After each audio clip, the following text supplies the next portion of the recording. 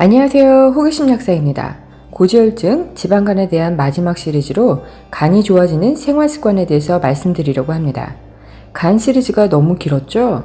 간이 좋아지는 생활습관은 지방간과 고지혈증의 원인을 알기 때문에 그 반대로만 하시면 됩니다. 만약 고지혈증과 지방간이 생기는 원인에 대한 제 동영상을 안 보셨다면 그 동영상을 꼭 봐주시기 바랍니다. 몸에서 필요한 대부분의 콜레스테롤은 간에서 생성됩니다. 채식 위주 식생활을 해도 간과 세포에서 콜레스테롤 대사가 잘 안 된다면 고지혈증과 지방간이 생길 수 있다고 말씀드렸는데요. 간 대사가 잘 되려면 간에 지방이 쌓이지 않도록 해야 하고 담즙 생성과 분비에 문제가 없어야 합니다. 간에 지방이 많이 쌓이는 것을 막으려면 과식을 하면 안 됩니다. 특히 탄수화물과 과당을 줄이는 것이 중요한데요. VLDL이 운반하는 중성지방은 세포에 의해 에너지원으로 사용되는데 탄수화물을 많이 먹으면 중성지방과 VLDL이 많이 생성됩니다. 에너지로 쓰이고 남은 중성지방은 지방세포에 저장되기도 하고 남은 포도당과 과당은 간으로 가서 글리코겐이나 중성지방으로 저장됩니다. 많이 먹으면 먹을수록 지방간이 잘 생길 수밖에 없습니다. 그 중에서도 과당이 정말 나쁜데요. 포도당은 ATP 에너지를 만드는 데 많이 쓰이고 간에서 20%만 대사되는 반면 과당은 99% 이상이 간으로 이동해 중성지방을 만드는 데 쓰여요. 포도당을 많이 드셔도 지방간이 쌓이겠지만 과당을 많이 드시는 건 지방간에 치명타가 됩니다. 고지혈증이나 지방간이 있으신 분들은 음료수, 아이스크림, 요거트 종류를 반드시 끊으셔야 합니다. 담즙 생성과 배출이 잘 안 돼도 지방간이 생길 수 있는데요. 담즙 생성과 분비가 잘 되려면 영양요법보다 중요한 게 따뜻한 물 마시기입니다. 담즙 생성이 잘 안 되는 가장 큰 이유가 탈수거든요. 많은 분들이 물 부족에 시달리고 있지만 그 사실조차 인식을 잘 못하시는데요. 담즙으로 배출되는 수분의 양은 하루 약 500ml 정도 된다고 해요. 물이 부족하다면 상대적으로 담즙에 끈적끈적한 콜레스테롤 성분이 많아지고 담즙 점도도 증가합니다. 그러면 당연히 끈적끈적한 콜레스테롤이 담간을 막게 되는 일이 생기고 담즙 배출이 원활하지 않게 되죠. 탈수가 생기면 또 다른 문제도 생겨요. 소장에서 흡수된 포도당은 간문맥을 거쳐 간과 근육의 글리코겐으로 저장되고 남은 포도당은 말초 조직으로 이동이 되는데요. 몸에 수분이 부족하면 혈액이 끈적끈적해지고 혈류의 흐름도 원활하지 않습니다. 혈류의 흐름이 느려지면 세포의 영양 공급뿐 아니라 산소 공급에도 차질이 생기기 때문에 세포의 정상적인 기능이 떨어집니다. 제대로 이용되지 못한 포도당은 다시 간으로 가서 글리코겐으로 저장되고 여분의 포도당은 중성지방으로 저장되거든요. 이게 반복되면 지방간이 생기겠죠. 또 세포에서 포도당과 지방을 연소시켜 에너지를 만들려면 산소와 수분이 많이 필요해요. 세포는 세포막의 콜레스테롤 함량을 변화시켜 필요한 만큼의 물을 내보내기도 하고 들여오기도 하면서 수분 함량을 조절하는데요. 하지만 주변 환경이 건조해지면 세포 내부의 불을 유지시키기 위해 콜레스테롤을 이용해 세포막의 기공을 막아버린다고 합니다. 수분이 충분하지 못하면 세포는 콜레스테롤을 세포막에 비축하고 간에서는 이를 도와주기 위해 콜레스테롤 생산을 늘리게 되는 거죠. 만성 탈수가 되면 이런 기전으로 콜레스테롤 수치가 높아지기 때문에 콜레스테롤을 낮추려면 물을 자주 마시는 게 정말 중요합니다. 소화불량편에서도 말씀드렸듯이 따뜻한 물만 자주 드셔도 담즙 생성과 배출이 잘 되고 췌장액 생성도 잘 될 뿐 아니라 위장 운동이 활발해져서 소화불량이 해결되는 분들이 많습니다. 특히 아침에 일어나자마자 마시는 따뜻한 물 두세 잔은 노폐물 해독과 배출에 중요한 역할을 함으로써 간의 부담도 덜어주니 아침에 따뜻한 물을 꼭 마시기 바랍니다.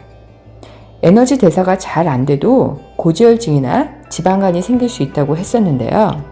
물론 에너지 대사가 잘 되려면 근육량도 많은 게 좋고 운동도 하는 게 좋겠죠?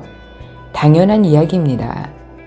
앞에서 말씀드린 탈수도 에너지 대사가 잘 안 되는 원인이기도 한데 이거 말고도 에너지 대사가 잘 안 되는 이유가 또 있습니다. 첫 번째 이유는 인슐린 저항성 문제입니다. 포도당은 인슐린의 작용을 받아 세포 안으로 들어가 에너지원으로 쓰이게 되는데요. 세포막에서 인슐린 수용체가 적거나 망가지면 인슐린을 잘 인식을 못하게 돼서 세포 안으로 포도당이 잘 못 들어가게 되는 일이 생기게 됩니다. 세포로 포도당이 잘 안 들어가니까 포도당이 쓰이지 못해 혈당은 계속 높을 수밖에 없고 남아도는 포도당은 간으로 가서 중성지방으로 저장됩니다. 인슐린 저항성이 높아지면 세포가 ATP 에너지를 잘 생성하지 못하고 항상 피곤해질 수밖에 없습니다. 또 세포가 에너지가 부족하다는 신호를 자꾸 뇌로 보내게 돼서 뇌에서는 식욕 중추를 자극하게 됩니다. 그럼 다시 많이 먹게 되는 악순환이 반복되게 되죠. 에너지 대사가 잘 되면 단계 땡기지도 않고 식욕이 폭발하는 것도 줄어들게 돼요. 또 다른 이유는 ATP 에너지를 만드는 발전소인 미토콘드리아의 기능이 떨어지는 거예요. 미토콘드리아에서 ATP 에너지를 생성할 때는 조효소인 NAD가 충분히 있어야 해요. 효율적인 미토콘드리아 대사를 위해서는 최적의 NAD와 NADH 비율이 중요하거든요. 에너지 대사가 잘 되기 위해 인슐린 저항성도 낮추고 NAD 생합성도 늘리려면 어떻게 해야 할까요? 위에서도 말씀드렸지만 과식을 하면 안 됩니다. 과식을 하면 혈당이 급격히 치솟게 되고 인슐린이 과다하게 분비됩니다. 이런 식생활을 자주 하면 너무 많은 인슐린으로 인해 세포 안으로 당이 너무 많이 유입되는 것을 막으려고 세포는 인슐린 수용체의 개수를 줄이게 됩니다. 이게 바로 인슐린 저항성의 시작이거든요. 항상 탄수화물을 적당히 드셔서 혈당이 급격히 상승되지 않도록 해야 합니다. 소식이나 단식이 NAD 생합성도 촉진합니다. 칼로리를 제한하면 NAMPT와 PBEF 효소가 활성화되는데요. 이 효소들은 니코틴 아마이드를 NAD로 바꿔주는 역할을 합니다. 이 효소들이 증가하면 간과 골격근, 뇌 등에서 NAD 농도도 증가합니다. 또 고지방식이를 하면 할수록 NAD 농도를 현저히 감소시킨다는 연구 결과도 있습니다. 단식을 하는 것이 힘들다면 고지방식이를 피하고 소식을 해야 NAD가 증가해 미토콘드리아의 기능이 활성화되고 에너지 대사가 잘 됩니다. 세포 기능이 떨어지거나 세포막이 손상된 경우도 에너지 대사가 저하됩니다. 평상시에 튀긴 음식을 드시거나 기름에 자주 볶아 드시면 아무래도 산화된 기름을 많이 먹을 수밖에 없고요. 세포막도 과산화된 지방산으로 둘러싸일 수밖에 없습니다. 과산화된 지방산은 세포막의 기능을 떨어뜨려 세포 내로 영양분과 산소 운반을 방해하거든요. 에너지를 만들 때에는 물과 산소가 많이 필요하다고 했잖아요. 그런데 산소 운반을 방해하니까 세포의 에너지 대사가 잘 안 되겠죠? 과산화된 세포막으로 인해 세포막에 존재하는 LDL 수용체도 망가져서 콜레스테롤을 필요로 하는 세포에 콜레스테롤이 잘 들어갈 수가 없습니다. 콜레스테롤 이용률이 떨어지니 당연히 고지혈증이 생길 수밖에 없거든요. 평상시에 튀긴 음식, 치킨, 볶은 음식을 좋아하시는 분들은 건강을 되찾기 위해서라도 이런 음식을 줄이셔야 합니다. 산화되지 않는 기름을 드시는 게 정말 중요합니다. 기름은 좀 비싸더라도 최대한 좋은 걸로 드시기 바랍니다. 그게 건강을 지키는 비결입니다. 마지막으로 간이 좋아지려면 먼저 장이 좋아야 합니다. 장의 유익균은 간의 해독 기능의 많은 부분을 대신합니다. 음식으로부터 들어온 독소를 중화시켜주고 유해균으로부터 장을 보호하는데 장내 유익균이 적다면 간의 해독작용을 대신하지 못하고 간에 부담을 줍니다. 유익균의 먹이인 야채나 해조류, 저항성 전분, 콜라겐, 젤라틴을 자주 드시고 유해균이 좋아하는 탄수화물, 밀가루, 과당 등을 최대한 먹지 말아야 합니다. 특히 밀가루는 장류수의 가장 큰 원인입니다. 장류수가 생기면 장에서 독소와 노폐물을 막아주지 못해서 간에서 더 많이 처리해야 하는 만큼 장 건강에 꼭 신경 쓰시기 바랍니다. 오늘은 다소 뻔한 이야기를 해봤어요. 소식하기, 설탕, 탄수화물, 밀가루, 과당, 음료수 줄이기, 아침에 따뜻한 물 마시고 평상시 물 자주 먹기, 좋은 기름 먹기, 야채 많이 먹기, 여기에 술 줄이기와 운동하기도 당연히 들어갑니다. 너무나 당연하지만 지키기 쉽지 않으시죠? 저도 그렇습니다. 맛있는 것들은 왜 죄다 몸에 나쁜 건지 원망스럽기만 하네요.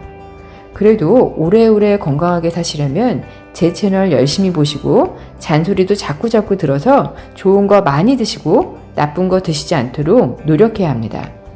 하나하나 실천에 옮겨서 모두 건강해지시기 바랍니다. 오늘 정보도 좋으셨다면 좋아요와 구독 눌러주시고요.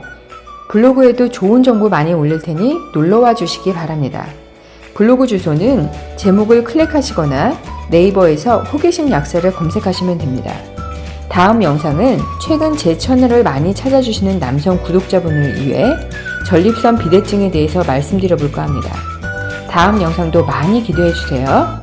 시청해 주셔서 감사합니다. 항상 건강하시고 행복하세요.